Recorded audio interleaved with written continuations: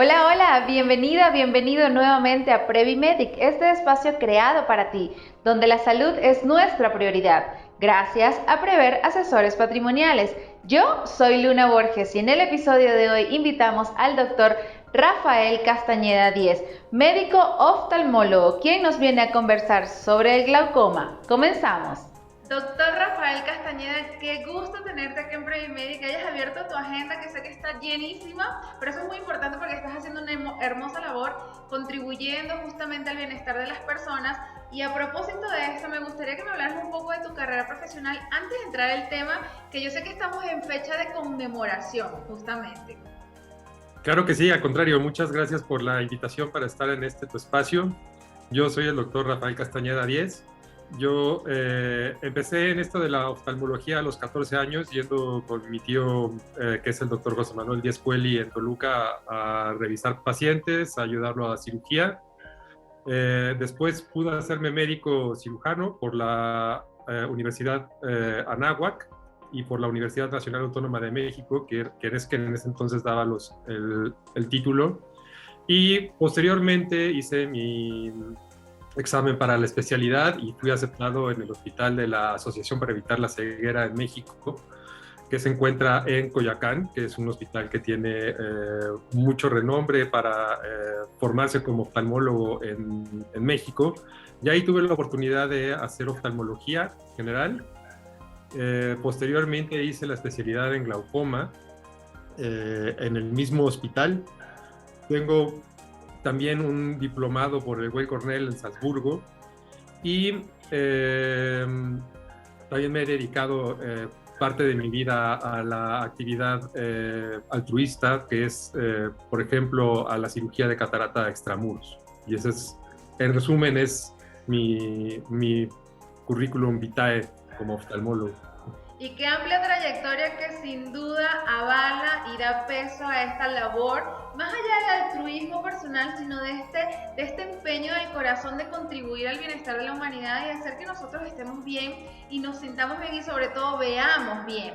Y este punto importante que es el tema de hoy, que es el glaucoma, yo sé que no todo el mundo tiene conocimiento al respecto porque quizás se haya escuchado, quizás se haya ahondado en algunas especialidades a nivel de la difusión, pero no son todos los ciudadanos de a pie que tienen este conocimiento sobre este tema. Podríamos entrar en materia definiendo qué es justamente este padecimiento, esta causa o enfermedad. Claro, el glaucoma es una enfermedad en donde se afecta principalmente el nervio óptico. El nervio óptico es un pequeño cable que conecta nuestro ojo con el cerebro.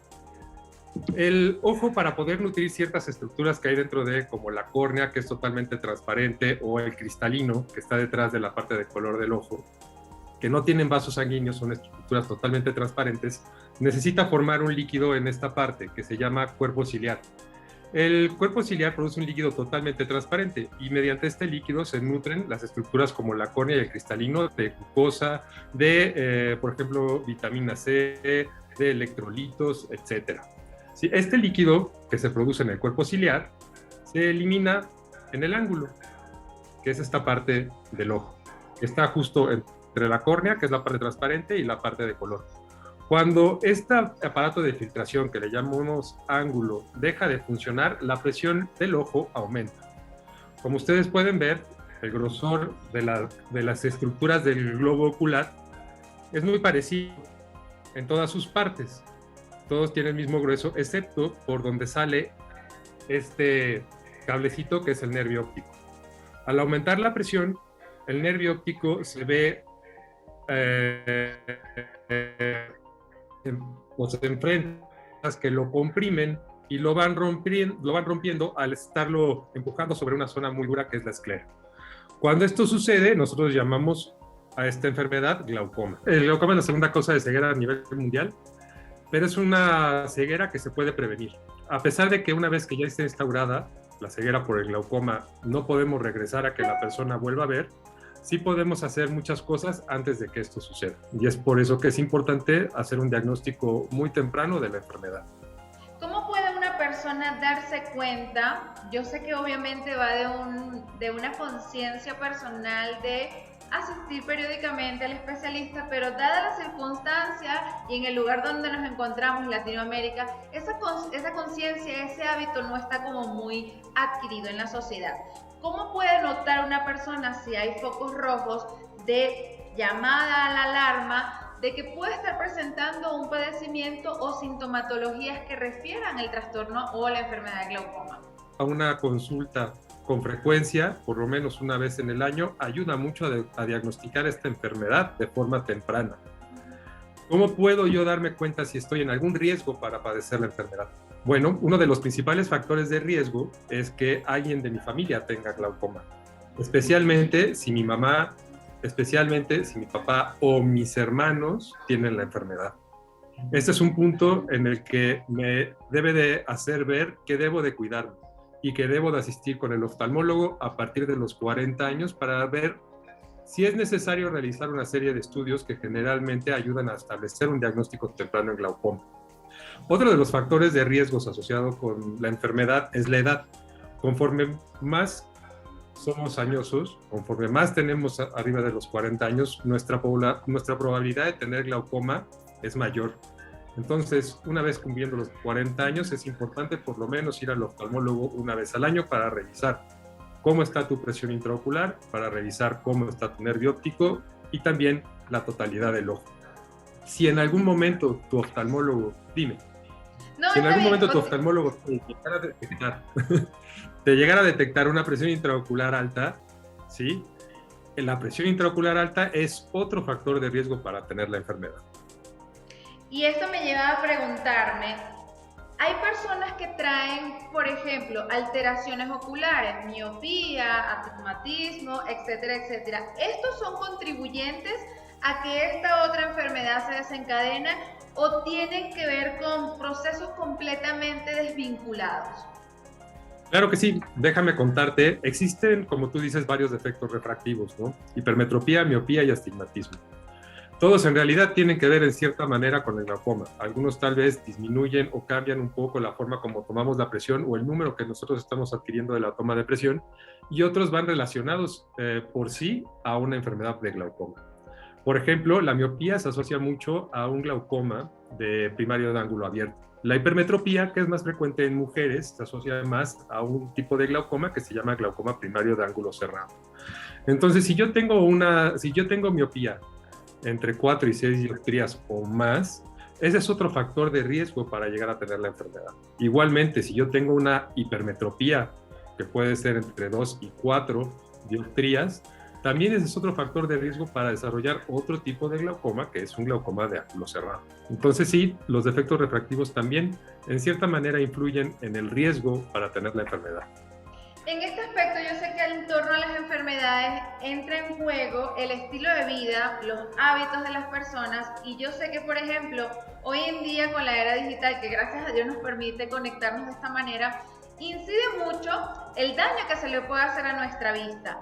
Esto es un hábito que puede generar también y contribuir a que nosotros, por ejemplo, en el tema de la edad que mencionaste, bueno, ya de arriba a los 40 tienes que visitar una vez al año, puede incidir el uso de las pantallas o el desgaste de la vista que nosotros ejercemos, la presión constantemente por nuestro estilo de vida, a que generemos esta enfermedad.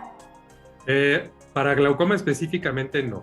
Podrá ser asociado a otro tipo de enfermedades, como por ejemplo la degeneración macular asociada a la edad, o bien, por ejemplo, al ojo seco, que es algo que vemos en la consulta, que es parte de nuestro día a día, ver mucho ojo seco por el uso en exceso de la computadora o de las tabletas y teléfonos. Y a nivel de hábitos, por ejemplo, ¿hay hábitos que contribuyan a que se deteriore o a que se prolongue la enfermedad con mayor velocidad? O como mencionaste, es algo que va paulatinamente acrecentándose hasta que se genera la ceguera total. Así es, Luna. Mira, como todo, mientras más sana esté una persona, a pesar de que tenga cierta enfermedad, como puede ser el glaucoma, puede estar ayudando a que no vayan las cosas tan mal. ¿Qué puedo yo hacer, incluso si yo ya estoy diagnosticado con glaucoma, como para que mi glaucoma no avance tan rápido y los medicamentos funcionen mejor? Hay ciertas cosas que puedes hacer. La primera cosa que puedo recomendar es, primero, lleva una vida sana, ¿sí?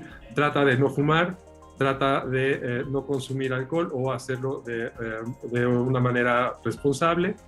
La siguiente sería, haz ejercicio. El ejercicio ayuda a aumentar la oxigenación de los tejidos y por lo tanto a nivel de la cabeza del nervio óptico ayuda a que la presión no dañe tanto al nervio óptico. Entonces, haz ejercicio. ¿Cómo qué tipo de ejercicio puedo hacer para mejorar esto? Por ejemplo, correr, como por ejemplo caminar de manera rápida. Son ejercicios que ayudan a mantener la oxigenación del nervio óptico. ¿Qué otra cosa puedo hacer? Y esto también está recomendado por la Academia Americana de Oftalmología, es la meditación. La meditación profunda, los ejercicios de respiración ayudan a que también se oxigene nuestro cuerpo y también el nervio óptico, ayudando a que las cosas vayan mejor con el glaucoma. Ahora bien, ¿qué no hacer? ¿Sí? ¿Qué tipo de ejercicios que yo pudiera pensar que son muy sanos, pero si tengo glaucoma es mejor no hacerlos o limitarlos? Algunas posiciones de yoga, por ejemplo, todas las que son posiciones de cabeza, podrían tal vez estar contraindicadas en glaucoma, en cualquier tipo de glaucoma. ¿Por qué? Porque existe un remaso de sangre hacia la cabeza y eso, en lugar de ayudar a que el líquido que está dentro del ojo salga, ayuda a que se quede adentro. Entonces, este tipo de posturas en glaucoma creo que no son muy recomendables, ¿sí? Por ejemplo, el tocar instrumentos de viento, como son las trompetas, es otro factor de riesgo por el esfuerzo que uno hace y esto disminuye también el filtrado del líquido que hay dentro del ojo y puede aumentar la presión intraocular. Ese sería otro, por ejemplo, otro hábito u otra actividad que podemos evitar para que nuestro glaucoma no progrese o no avance con el tiempo. Mencionaste al inicio que existen formas, maneras y en el caso de ustedes pues estos artilugios médicos que se utilizan para retrasar en este caso o mejorar la condición de la persona. ¿De qué estamos hablando cuando haces alusividad a eso? Sí, mira, hay varios factores. Generalmente cuando hablamos de factores de riesgo, que para entender el glaucoma es una enfermedad multifactorial, no solamente una cosa lo causa, sino que es el conjunto de varias cosas. Tenemos o podemos modificar algunas y habrá otras que no vamos a poder modificar. En cuanto al glaucoma, el único factor de riesgo que es modificable es qué tanta presión tiene mi ojo, ¿sí? Y el dar medicamentos para aquellas personas que tienen presión alta en el ojo, pero que aún no desarrollan glaucoma, esto puede ser una medida preventiva. Es decir, podemos hacer que prácticamente la mitad de los pacientes que están recibiendo tratamiento para hipertensión ocular no desarrollen una enfermedad en el nervio óptico que conocemos como glaucoma. Sí, entonces esto sería una medida preventiva. Otra medida preventiva es hacer el diagnóstico muy temprano. Aquí me gustaría subrayar, ¿sí?, que el hecho de que tú vayas con el oftalmólogo puede hacer que te diagnostiquen glaucoma la mitad de las veces. Pero el hecho de hacer estudios para detectar glaucoma, como son los campos visuales o la tomografía de coherencia óptica, de nervio óptico y de células ganglionares, aumentan mucho el diagnóstico y esto hace que tengamos una especificidad y sensibilidad para diagnosticar glaucoma muy alta y de manera muy temprana, lo cual ayuda a que preserves tu vista toda tu vida. Es decir, que esto te ayudaría de alguna manera, quizás con esto que mencionaste como el examen del campo visual, a predecir, podría usarse la palabra, de que esta persona tiene la predisposición a generar esta enfermedad. Así es, sí. Qué maravilla, me Vamos a encanta encontrar en formas muy tempranas, muy tempranas, antes de que la enfermedad le cause un problema funcional o en su vida diaria. Mencionaste justamente ahí problema funcional en su vida diaria y anteriormente dijiste riesgo. A nosotros los seres humanos esa palabra nos pone los pelos de punta y por lo general no tenemos este hábito de visitar al médico precisamente porque si nos dan un diagnóstico que no nos guste, en todo nos echamos para atrás. ¿Qué pasa con una persona que en efecto ha sido diagnosticada con glaucoma si no llega al efecto de atenderse con el especialista? Es decir, lo deja pasar como si le hubiesen dicho, tienes una espinilla en la cara.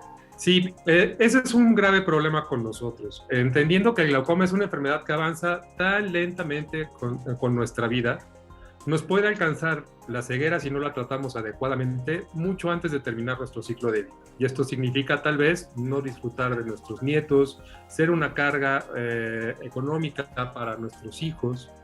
Entonces, muchas personas dejan el tratamiento porque, como es una enfermedad silenciosa, no están viendo que la enfermedad avanza. Y esto es un grave problema, porque se puede llegar a una ceguera antes de tiempo. Entonces, actualmente el tratamiento, el apego al tratamiento, tanto de gotas o el realizar cirugías para glaucoma, van a ayudar a prevenir exactamente esto, ¿no? Que tengamos una alteración visual al final de nuestras vidas que nos limite en nuestra actividad diaria. Entonces, aquí el consejo es, si tú estás ya diagnosticado con glaucoma y eres una persona joven, no dejes el tratamiento. Apégate a él, aférrate como si fuera lo más importante que hay que hacer por tus ojos, porque de eso depende que tengas vista toda tu vida. Y en el caso de, por ejemplo, mencionaste la hipertensión ocular, ¿esto sucede como sucede en el cuerpo biológico de nosotros cuando se presenta hipertensión? Es decir, ¿existe la tendencia cuando se tiene glaucoma a tener derrames oculares, a que sangren los ojos? Sí, qué buena pregunta. La presión del ojo es muy diferente a la presión del cuerpo. Ajá. Se dan por mecanismos muy diferentes. La presión del cuerpo depende de las arterias, ¿sí? Especialmente de una partecita de las arterias que se llaman arterioles. Y la presión del ojo depende de un líquido que se produce dentro de él. Entonces, una cosa y la otra no tienen nada que ver.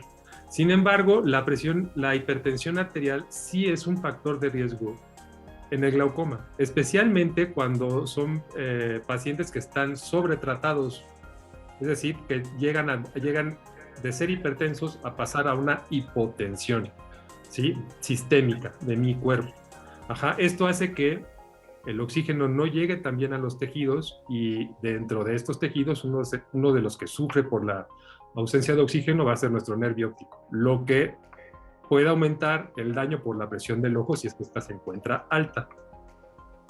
He escuchado, he visto, no sé si es un mito, si es una realidad, porque ya sabes que a la buena de Dios hoy en día todo está en internet y precisamente PreviMedic invita a especialistas como tú para justificar en caso de ser cierto o negar en caso de ser negativo. En el aspecto de las mujeres embarazadas, y mencionaste que hay una tendencia bastante alta de que las mujeres desarrollamos un tipo de glaucoma. En el caso de las mujeres embarazadas, hay tratamientos distintos y existe la tendencia a que esto avance mucho más rápido simplemente por la condición de estar embarazadas. Qué bueno que tocamos este punto, creo que es un punto bastante importante. El tema con las mujeres embarazadas es el bebé. Generalmente todos los medicamentos que usamos para disminuir la presión del ojo pueden tener una afección en el bebé. Entonces lo mejor es no usarlos. Afortunadamente, durante el embarazo es un periodo en donde la enfermedad puede estabilizarse, aunque esto puede no ser cierto en todas las personas. Es por eso que si yo voy a ser mamá y tengo glaucoma, voy a necesitar dejar mis gotas para controlar la enfermedad, pero puedo estar un poco tranquila en que sé que ese periodo de tiempo, lo más seguro es que sea un periodo de estabilidad, pero es muy importante acudir a una revisión periódica durante el embarazo para precisamente revisar y estar de acuerdo en que mi presión está en un nivel que no me cause daño. En este aspecto hereditario, que yo sé que es como una regla básica a nivel de la transmisión, vamos a utilizar esa palabra, de las enfermedades de generación en generación, tú mencionaste algo muy importante como factor de riesgo, que es la edad, pero mencionaste también en la puesta de la ponencia que hay personas jóvenes que ya han sido diagnosticadas con glaucoma. ¿Esto se puede evidenciar también en niños o es simplemente en una tasa de, vamos a hablar, 18 en adelante, o desde el principio de la vida de un joven, de un niño, ya se puede presentar esta enfermedad? Claro que sí. Mira, hablando de glaucoma, en realidad estamos hablando de 60 tipos de glaucomas diferentes. Hay glaucomas congénitos que se presentan en los primeros años de vida. Es muy importante saber qué es lo que podemos esperar en un bebé que tiene o que está teniendo datos de un probable glaucoma. Generalmente son niños que les molesta mucho la luz, lloran mucho con la luz y tienen ojos muy grandes, ¿sí? Son estos niños que los ves y dices tú, qué bonitos ojos porque tiene ojos muy grandes, me molesta la luz y tiene lagrimeo, llévalo con el oftalmólogo para que le revise cuál es su presión del ojo. Ese tipo de niños pueden tener mayor riesgo de tener glaucoma. Existen otros glaucomas, como son los glaucomas infantiles, que generalmente son secundarios a cierto tipo de cirugía ocular, como cataratas congénitas, y también van a existir glaucomas juveniles, que son pacientes jóvenes antes de los 40 años, entre los 18 y los 40 años, que van a presentar un glaucoma muy temprano, y eso les llamamos glaucomas juveniles. Existen otros tipos de glaucoma que están relacionados a tratamientos, como por ejemplo el glaucoma secundario esteroides. Los esteroides los usamos muy comúnmente como tratamiento para las alergias, pero también estos esteroides, especialmente cuando se aplican en forma de gotas en el ojo, pueden aumentar la presión intraocular y esto ocasionar un glaucoma. Y me gusta que hagas mucho énfasis en esto porque aquí se tiene la cultura de tómate las goticas y póntelas para no sé qué, te pica el ojo y ponte esto, te rascas aquí, te vuelves a poner una gotita. Y he visto, en esto que se dice por ahí, que hay personas que empiezan a tener justamente hipertensión ocular derivado de estos tratamientos a la ligera, es decir, ni siquiera muchas veces son recomendados. Rafael, me gustaría preguntarte algo importante y es en torno a este proceso de, tú eres especialista en oftalmología y estamos hablando justamente de diversas edades en torno a abordar este diagnóstico, ya sea en niños, en juveniles o en adultos. Yo sé que cada médico tiene un área de expertise, en este caso los niños trabajan con los pediatras. ¿Ustedes los oftalmólogos atienden a los niños y a los infantes también? Claro que sí, hay de hecho una especialidad con nosotros. Es increíble que en algo tan pequeñito que mide 24 milímetros, ¿no?, haya tantas especialidades. Pero sí, dentro de nuestra profesión existe algo que se llama oftalmología pediátrica. Y generalmente los oftalmólogos pediatras son los que se encargan de hacer el diagnóstico de glaucomas congénitos y también de operar glaucomas congénitos, entre otras enfermedades como puede ser estrabismo o problemas de visión en los niños. Excelente respuesta porque sé que existe esa duda de a dónde voy, a dónde llevo mi niño en el caso de tener bebés. Rafael, puntos que consideras que son importantes a tomar en consideración específicamente que estamos en el mes de glaucoma que se celebró el pasado 12 de marzo.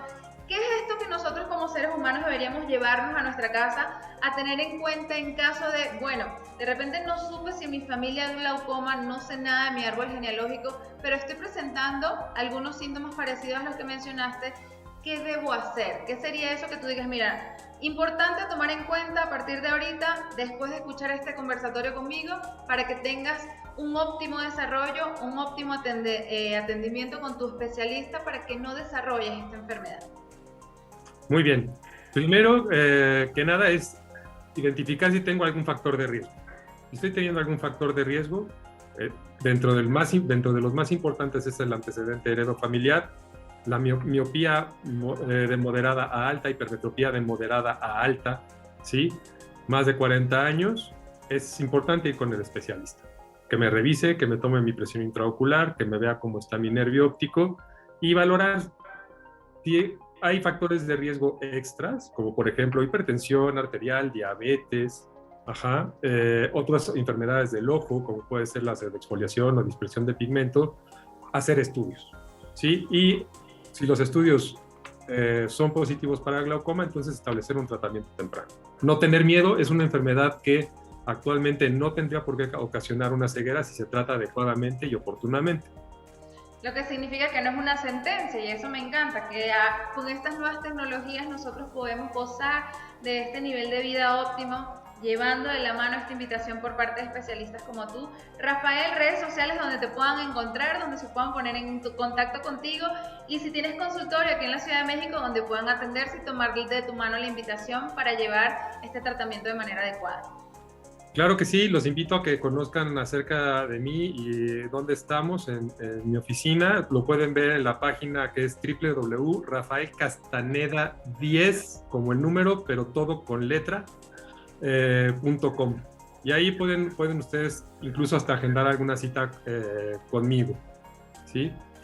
Estamos felices de tenerte por acá de parte del equipo de Previmedic y Prever Asesores, que son los creadores. Agradecemos tu tiempo, tu sabiduría y por supuesto la contribución para el bienestar de la población, especialmente aquí en México. Al contrario, muy agradecido por este tiempo que me han permitido estar, Luna. Es para mí todo un placer y siempre estoy a sus órdenes. De seguro te tendremos de vuelta por acá porque sé que, como mencionaste, algo tan pequeño tiene muchas cosas que abordar y no solamente estamos hablando de glaucoma, sino también de otros trastornos y enfermedades. Muchísimas gracias, Rafael. Igualmente, que esté muy bien. Hemos llegado al final de este episodio. Muchísimas gracias, doctor Rafael. A ti que nos ves y nos escuchas, ya sabes, toma de la mano esta invitación a propósito de la conmemoración de esta enfermedad llamada glaucoma. No dejes de monitorear nuestras redes sociales y disfruta constantemente del contenido que Prever Asesores Patrimoniales crea para ti. Por lo pronto me despido. Yo soy Luna Borges y nos vemos en la próxima. Chao, chao.